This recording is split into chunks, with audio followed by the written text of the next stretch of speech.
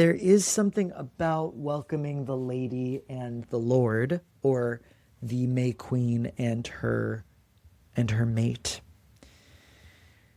that isn't just about like youth culture and like, putting all this attention on the young. It's not really about that. It is about a great optimism,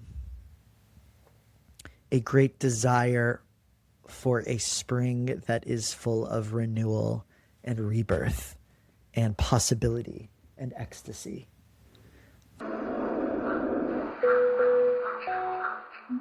Spring is here at Odyssey headquarters, and I wanted to celebrate, and I'm very grateful to my producers that I get to celebrate the springtime pagan bacchanal banger of Beltane, which you may know as May Day, the May 1st kind of holiday of the spring. So I'm going to give you a kind of general explainer about what this is, and I have some specific thematic assignments for Beltane this year. If you are, a lady of the flowers who's heading out every May 1st for your goat sacrifice and orgy, or if you have never heard of any of this shit, I promise I'm going to lay it all out for you. So we are going to start with this week's tarot card, which is the Tower. The Tower is one of the major arcana. It is a card that inspires a lot of fear. We see a giant edifice on fire with lightning bolts coming, and usually there's some people diving out of it. The Tower has a lot of applications. It can mean some sort of an institution coming down or the fall of an epoch or an era. It can mean a force which liberates you, but which requires a sort of leap out of your cell.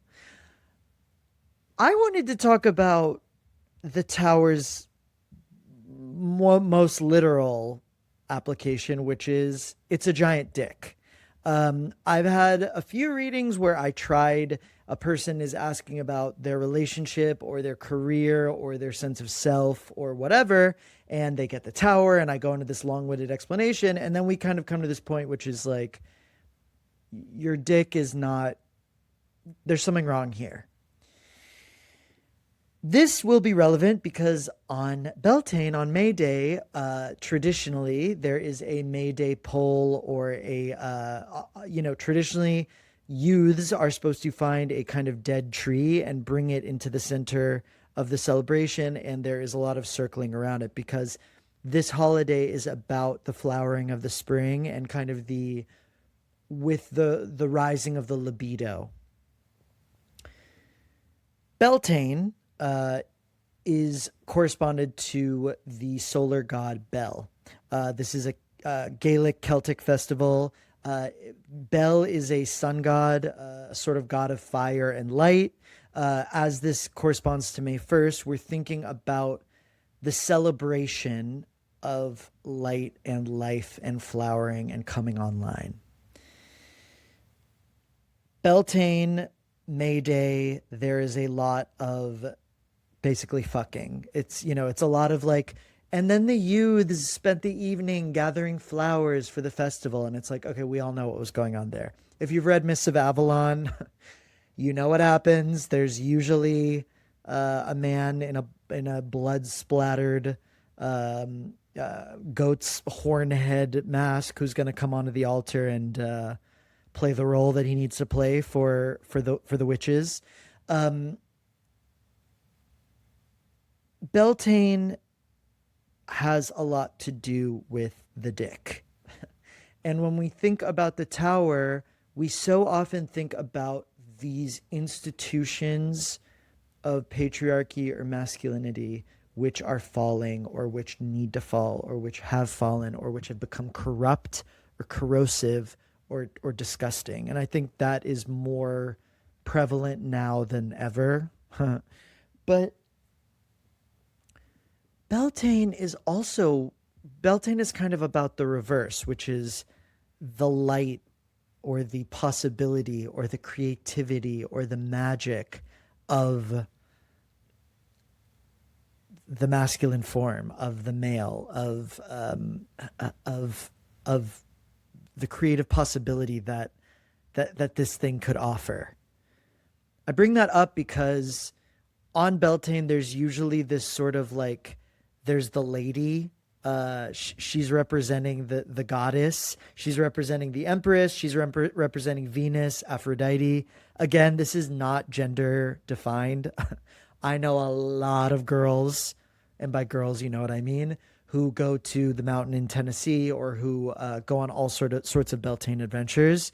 It's not necessarily like a male female thing, but there is this sort of thing of the lady, the May Queen. You know, if you think about more European May Day festivals, there's the May Queen, who's this sort of kind of virginal, youthful girl, and we're going to put a garland of flowers around her head. But regardless, the idea is that the feminine is going to be embodied in this very Venusian Venus, Aphrodite. She's the ruling planet of Taurus. We're in Taurus season. The goddess of the spring, the goddess of fertility, the goddess of life, goddess of creativity.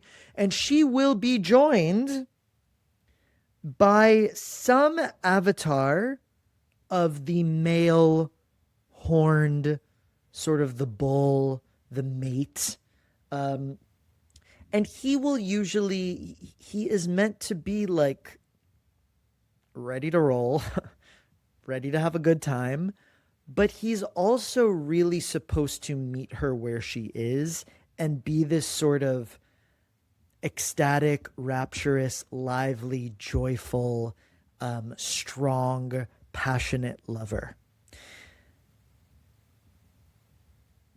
I was doing a reading for someone yesterday, and we were talking about Persephone. Persephone, who's the goddess of the underworld, who 6 months out of the year, she is the springtime maiden of the flowers, and the 6 months of winter, she is the goddess of the dark realm, and she is married to Pluto. Pluto, Hades, god of the underworld, god of the dark domain. You know, Pluto, in some traditions, is Dionysus. Dionysus, the god of rapture,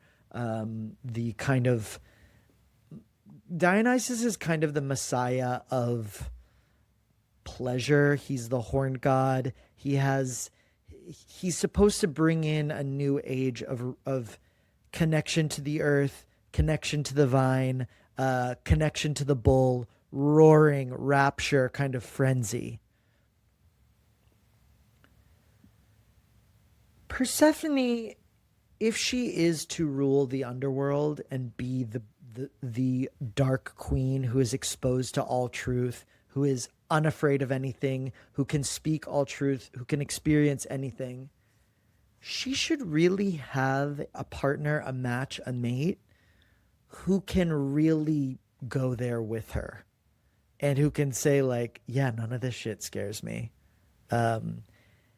And it's not just to say that the man's job or the male's job or the one in the masculine role or the one in that sort of supportive aspect is just there for the divine feminine and that's their only purpose. But we get this sense that in order for Persephone to have her metamorphosis, to have her duality, in order for her to access all of her power, her mate really should just be like, yeah, what's the issue here? Pluto represents the name Pluto in ancient Greek basically meant like it was basically a euphemism so that people wouldn't have to say death. There's already so much superstition around this. You know, it's this someone we fear because they rule all of those things that are abject to us. Beltane is May 1st. It goes down on the Scorpio full moon. Scorpio is the sign of the underworld. Scorpio deals with those things which are buried or repressed or not dealt with. Scorpio deals a lot with our fear of death. So, you know, Beltane goes down in May. Beltane's opposite is Samhain, which is Halloween, which goes down during Scorpio season. So we have a perfect Taurus Scorpio binary. They're two sides of a coin. Taurus is springtime, life, I'm in my body. Scorpio is winter's coming, let's go deeper. Where Taurus is I am me, I am myself. Scorpio is when we're with others, that self, that ego needs to die. Let's melt it. Let's explore what's really down there, what's really going on. So there is a mating that happens with the god of death. There is a mating with, there's a reason why in these sort of more Dionysian Beltane rituals, there's someone wearing like a bull's head or a horned god mask. He is representing this sort of enigmatic figure of mystery.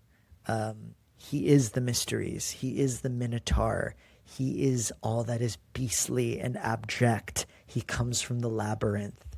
He comes bearing this force, which we have buried in the crypts, and we want to mate with him, and we don't want to be afraid of him anymore.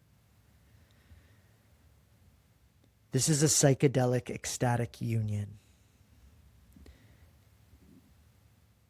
There is something spooky about going into the woods at night and collecting flowers for this celebration. There is something creepy about like a virginal maiden being made the queen.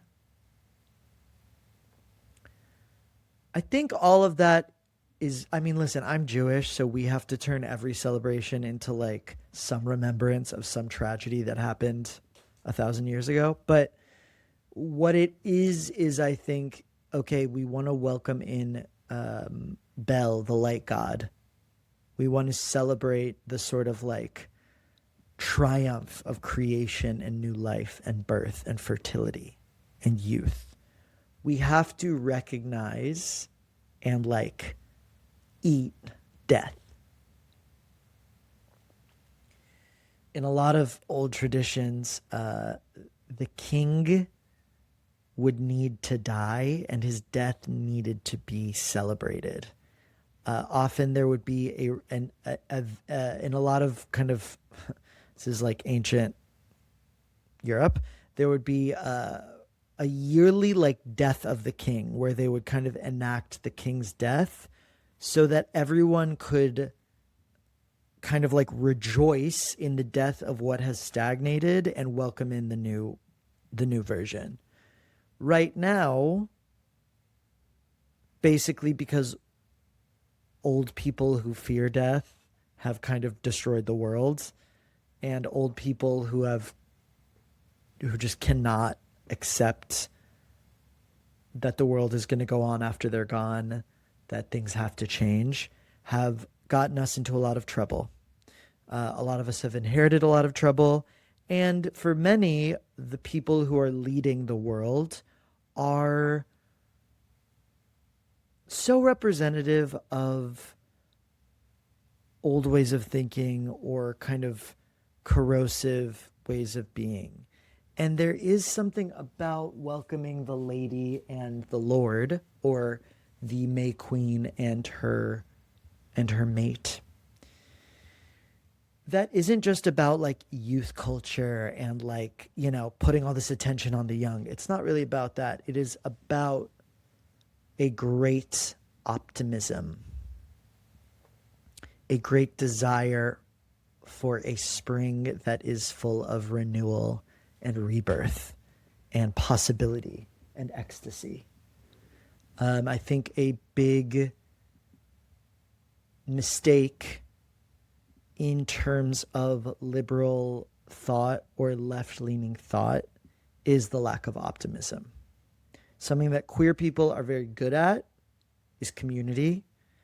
We don't really need, traditionally speaking at least, queers don't really like need the world to be working, because we're kind of like, look, if there's ruins, we're going to occupy it. We already live in the ditch anyways.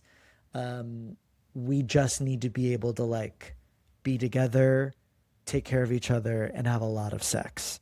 I talk about this a lot, but like, it's just the Chelsea Piers imagery from the 70s in New York, where they're literally in these crumbling buildings and they're just in every corner There's just men sunbathing and fucking. And, you know, for queers, that optimism, I think we can really go straight there, which is like, we weren't that attached to this world, so let's be excited for what we can do together. But I think a big failing of the last 25 years or maybe even longer of liberal or progressive thought is we want to defend and we want to stand up for what's right, and that's good, but we haven't done enough because we have so many people on the other side who are so in denial about what the fuck is going on. We've had to be the voices of truth, and that has often made us into mean mommy or a kind of school marm or a bummer. And we have to be the truth teller. Truth is Scorpio, but we also need the optimism. We need to be able to gestate or fertilize, well, fertilize and then gestate new art, new movements, new ways of thinking, new coalitions, new ideals, new worlds. It isn't really enough to just be in the stagnation. And again, that's what brings us back to the tower. The tower is saying shit's going down. You're going to need to leap to survive. That's fine. That's huge. It's a big deal to take that leap. What that leap is supposed to give you is then the sense of the renewal. So the sex that you're having on Beltane is supposed to be generative of a new self, a new mode of consciousness, a new way of thinking, a new way of being.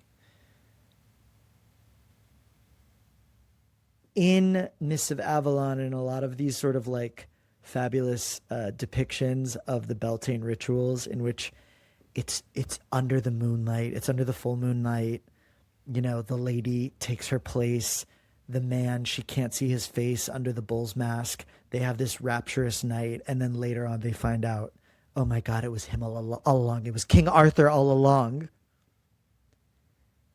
Great sex. And this is why cruising, this is why I love the Eagle. My producers are like in a rapture right now, speaking of.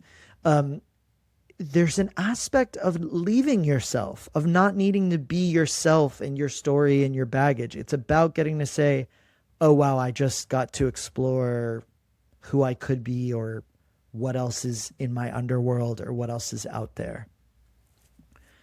So, yeah, you know, I'm just trying to layer all this in because Beltane is so much if we're doing this on a full moon in Scorpio, we really need to let in the dark aspects too. And in the dark, we get to really discover the jewels and discover the juiciness because we don't have to do all of this stagnating shit about who we are and where we've been and all enough. Okay. Go into the dungeon and see what's there, you know?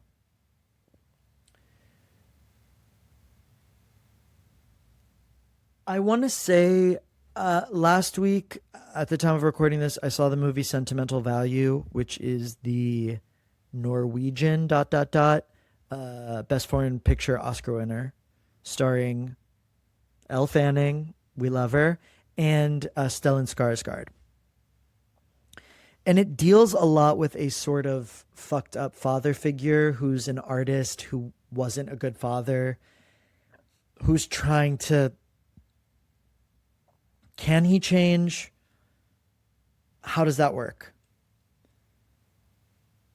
My favorite movie last year, I think, was Marty Supreme, which was about someone with a talent, with a sport, an athlete who pretty much ruins everything around him and fucks up every relationship and is really like poison, but who just has this thing he has to do.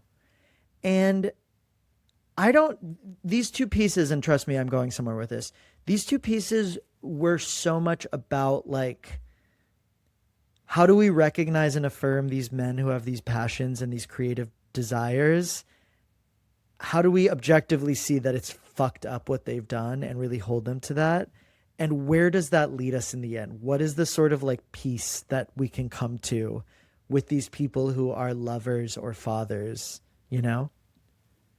About 15 years ago, we were in anti-hero culture, which was like Breaking Bad and Mad Men, and like, look how despicable these men are, and we kind of celebrate it. Then we've gone fully into a sort of like sexless look. We went into post Brett Kavanaugh culture, which is basically like you really can't trust anyone because look at what's been done. Look at these violations and these abuses that have happened to people, and look at what these men can get away with. We're now in male revenge culture. We are in manosphere culture. What those two movies gave me was a seed of possibility about like what is it to kind of like explore and celebrate now in the present. Not to say we haven't had enough chances in the past, but what is the creative masculine archetype? How do we heal it? How do we set it free? How do we let it frolic?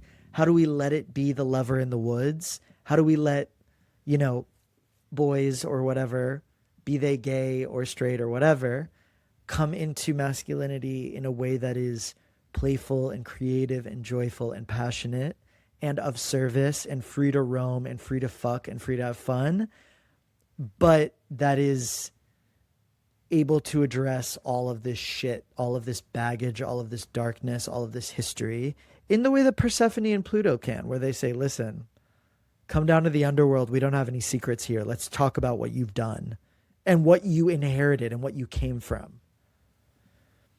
I think Beltane, which is so much about the awakening of light and bringing things to light, wants to do that. And the tower, I'm bringing us back to the dick. We want to heal the dick. We want it to be strong, reliable. We want it to be inspired. We want it to be at full power. And we want it to be a vessel of painting. And my producers are hanging themselves right now. Of, you know, we're just thinking about the pen, the wand, the paintbrush. What do we need to do to like set that free? What do we need to heal? What do we need to kind of wrap around it? What do we need to integrate and incorporate? So, you know, I don't want to turn this into just like women, it's your job to heal men. It's not quite that. But we want to think about for Persephone to take her mate what needs to be healed so that her mate can go to rapture and her mate can be strong and powerful. For the lady, for those taking on the femme role, May Day is about flowering. And May Day is about the time of Venus. And it is so much about beauty and dance and celebration. That sounds really reductive.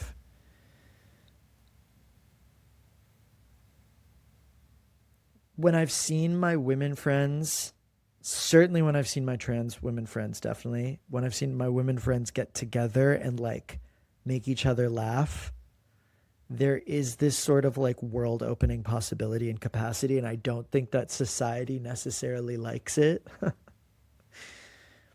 So with May Day, I think there is this aspect of like the femme getting to really be like celebrated and loved. And that can be femme on femme. You know, that can be a sort of like dance around the maypole of all the girlies. So this is really like a time also of kind of, if you're with your friends, it should be a time of like, again, you know, whatever those substances are that bring out frivolity and joy and laughter, it needs to be the gateway to optimism. So it can't just be like, you know, my toxic bachelorette friends who are all kind of like rancid and passive aggressive. It needs to be like, who is the woman or the femme or the that kind of goddess in your life, whatever their gender, who inspires like laughter, who has a great sense of humor, and who is making you think about the future and optimistic. Like, who is she? And can we be dancing with her and not like admiring her, trying to impress her? Can we dance with her around the maypole? For Beltane, this is May 1st. Look, if you can find a way to be outdoors, to build a maypole and dance around it, if you can find a fairy celebration, obviously go. There's a lot. There are a lot of ones, but as much as you can, it's just about like being in the grass and eating really good bread and about feeling optimistic. So whatever feels bright and light and whatever feels spacious and allows you that time to also do the full moon Scorpio, like let's process and now let's dance and sing. That's what you need. You need just space, a lot of space and time for both. So that's what I recommend for May Day. Now, this being full-on Taurus season, we have to celebrate the April 22nd birthday of classical, colorful, joyful, uncompromising Taurus, high priestess of the week, John Waters. John Waters, you know, Taurians, Taurus season, like I said, optimism. Taurians often we can be visionaries because Taurus is so much about curation. These are the things which bring me delight. These are the things I like. These are the things that are true to me. And you have Taurians like George Lucas, and then you have John Waters. John Waters, one of our great queer visionaries, directors, radicals. His movies, which are satirical and transgressive and truly fuck with the system, I think they have what is most marked about them is that they never take themselves too seriously, and they create these worlds, but they are so much about everyone having fun.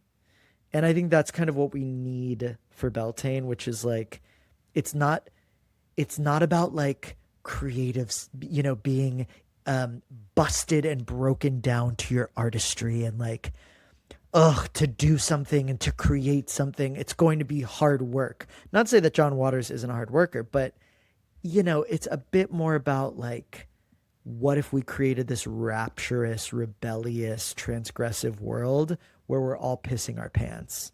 And that's what John Waters inspires. So we have to celebrate him as our high priestess.